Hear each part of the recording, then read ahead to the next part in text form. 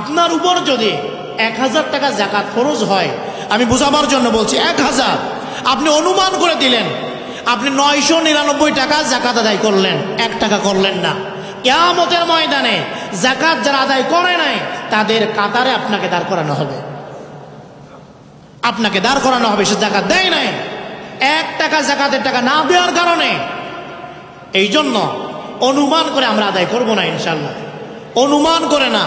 আমরা এ বিষয়ে নিশ্চিত হব যে আমার টাকা বেশি আছে, আমি যেটা আদায় করছি এটা অবশ্যই বেশি, নিশ্চিত করে। এবং যদি হিসাব করা যায় তাহলে একেবারে পরিপূর্ণ হিসাব করে আমরা যাকাত আদায় করব ইনশাল্লাহ। অনেক দোকান আছে যেগুলি একেবারে সব কিছুর হিসাব করা অনেক সময় সম্ভব হয় না, মুশকিল হয়ে যায়। তাদের জন্য এই মাসআলা, আপনি নিশ্চিত হবেন যে আমার টাকা আমি বেশি দিয়েছি, যে হিসাবটা আমি করেছি এটা অনেক বেশি, ওই অনুপাতে আপনি যাকাত দিবেন। তাহলে হয়তো কিয়ামতের ময়দানে আপনি বাঁচতে পারবেন ইনশাআল্লাহ। রাসূলুল্লাহ বলছেন, যখন মানুষ দারিদ্র হয় তখন কুফুরের দিকে চলে যায়। ঘরে খাবার যখন না থাকে ওই সময় এনজিওরা টপ দিলেই সেটা সহজেই তাকে গ্রহণ করে নেয়, আর ঘরে খাবার থাকলে সহজেই তারা ঈমান ছাড়তে পারে না।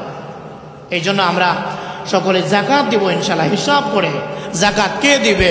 প্রত্যেক বালেগ এবং জ্ঞান সম্পন্ন, যার উপরে নেশাব পরিমাণ মাল আছে সেই ব্যক্তি যাকাত দিবেন। আমি আগেই বলেছি, এই বছর নেশাব পরিমাণ মালের টাকা হচ্ছে কি পরিমাণ?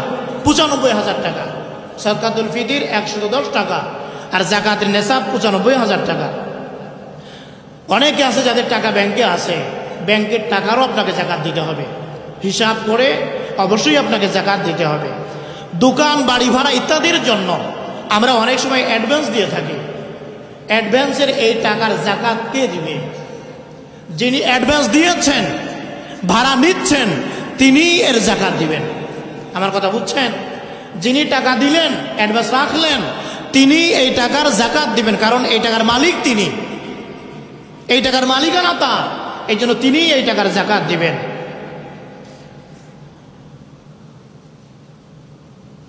এরপরে কারোর উপরে ঋণ আছে, কারোর কাছে আপনি টাকা পান, আপনি কারোর কাছে টাকা পান,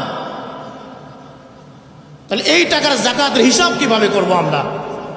এই টাকার যাকাত হচ্ছে, উত্তম হচ্ছে এটাই, টাকা উসুল হওয়ার পরে যাকাত দেয়া, টাকা আপনার হাতে আসার পরে যাকাত দেয়া, এটা হলো উত্তম।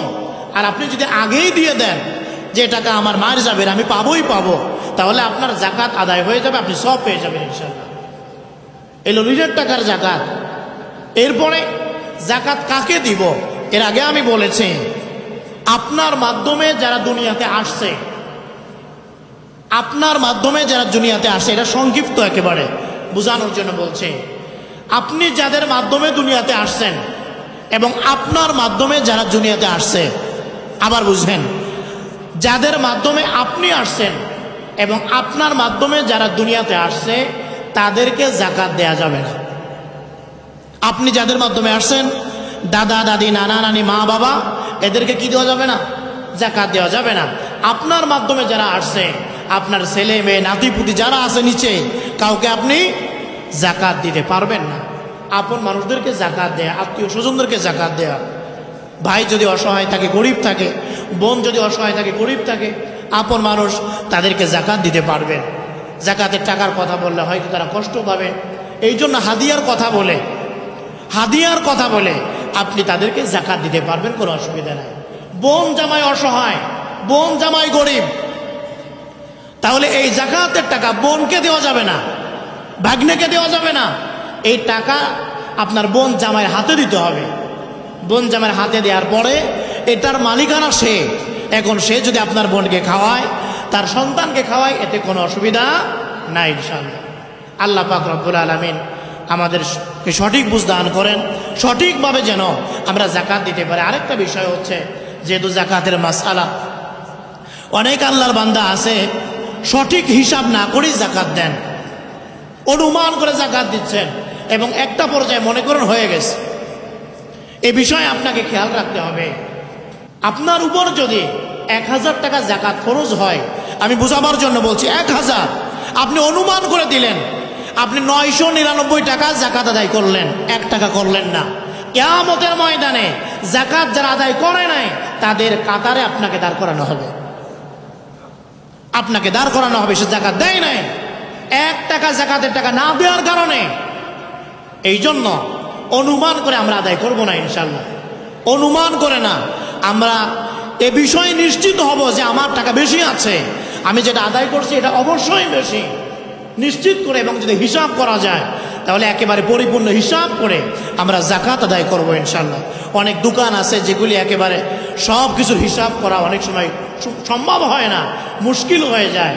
তাদের জন্য এই মাসআলা, আপনি নিশ্চিত হবেন যে আমার টাকা আমি বেশি দিয়েছি, যে হিসাবটা আমি করেছি এটা অনেক বেশি, ওই অনুপাতে আপনি জাকাত দিবেন। তাহলে হয়তো কিয়ামতের ময়দানে আপনি বাঁচতে পারবেন ইনশাআল্লাহ। আল্লাহ সুবহানাহু ওয়া তাআলা আমাদেরকে বোঝার তৌফিক দান করেন।